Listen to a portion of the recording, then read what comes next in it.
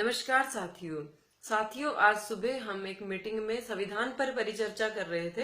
तो उसी परिचर्चा के दौरान महान अंबेडकर जी पर बातचीत शुरू हो गई। बातचीत के दौरान मैंने उन्हें बताया कि मैं भी अंबेडकरवादी हूँ। तो वहां मौजूद सभी लोगों के चेहरे के भाव बदल गए। उन्होंने किसी ने मेरे से पूछा कि मैडम आप एससी कैटेगरी से हैं? मैंने कहा नहीं, बीसी कैटेगरी से हूँ।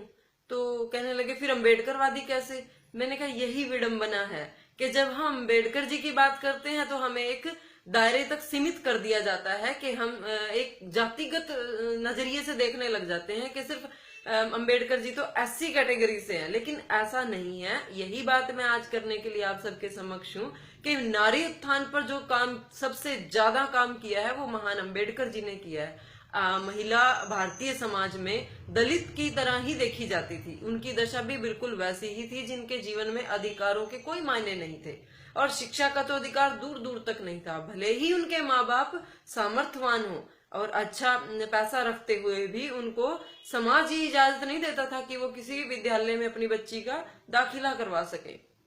तो ये अधिकार हमें किसने दिया? संविधान से मिला है। आज पढ़ लिख कर हम यहाँ तक बातचीत करने लायक हुए हैं, राजनीतिक क्षेत्र में अपना योगदान देने के लायक हुए हैं। आप देखिए, आज किसी भी स्कूल में एडमिशन कराने चले जाओ तो माँ बाप के, प्राइवेट स्कूलों में माँ बाप के इंटरव्यू लिए जाते हैं। आप बच्चे को भी सक्षम करने में आज माँ का बहुत बड़ा रोल है। अगर वो शिक्षित ना हो तो उनका अच्छे स्कूलों में उनके बच्चों का भी एडमिशन नहीं होता। तो क्या होता आज भारत का दृश्य क्या होता? आप देखिए, विदेशों में आज हमारी कल्पना चावला को ही देख लीजिए अपने करनाल से, कि वो पढ़ी लिखी तो अमेरिका से वो अंतरिक्ष में गई और कितना बड़ा नाम है उनका।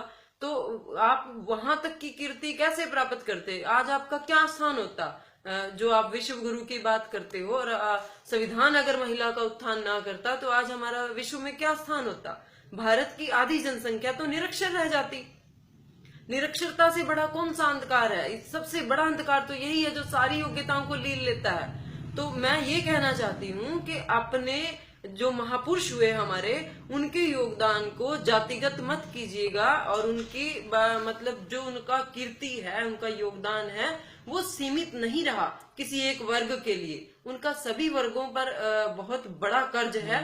महिला को देख लीजिए आप, आज संविधान को ताक पे रख के महिला का मंदिर में जाना भी वर्जित कर दिया। सबरीमाला का आजकल आप जिक्र सुन ही रहे होंगे।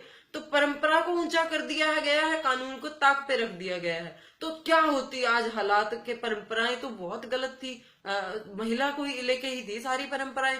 तो कम से कम संविधान ने उन परंपराओं से ऊपर उठने के लिए हमें एक राइट्स तो दिए कि हम अपने लिए आवाज उठा सके। अच्छा, अगर नारी उत्थान की बात की जाए तो संविधान से मिलने वाले सभी अधिकारों का तो फायदा हम अन्य वर्ग की औरतों ने ही उठाया है।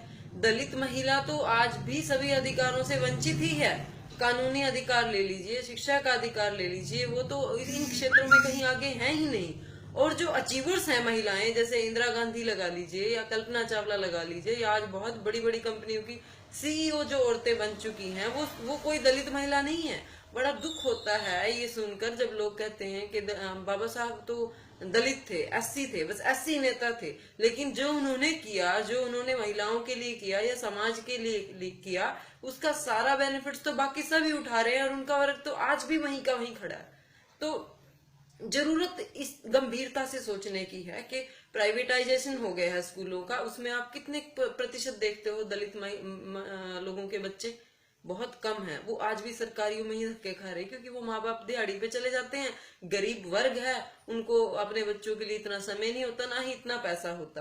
तो कुल मिलाकर क्या हो रहा है कि आज भी धनाढ्य लोग ही संविधान के पूरे बेनिफिट्स ले रहे हैं और वही लोग आज अंबेडकर जी को कैटेगराइज कर रहे हैं, यानी कि उनको, उनके खिलाफ आवाज उठाने वाले भी वही लोग हैं जो इस काबिल हो गए हैं, सक्षम हो गए हैं संविधान से कुछ पाकर।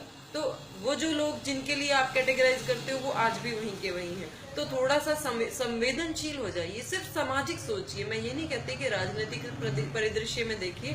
अगर आप सामाजिक देखेंगे तो आपको महसूस हो जाएगा कि समाज का वो तबका आज भी वहीं खड़ा है। तो हमें थोड़ा सा संवेदनशील होने की जरूरत है। इन्हीं सब शब्दों के साथ मैं अपनी बात को विराम दूंगी। आप लोगों को चाहूंगी कि आप लोग समझें और चिंतन करें। बहुत बहुत धन्यवाद।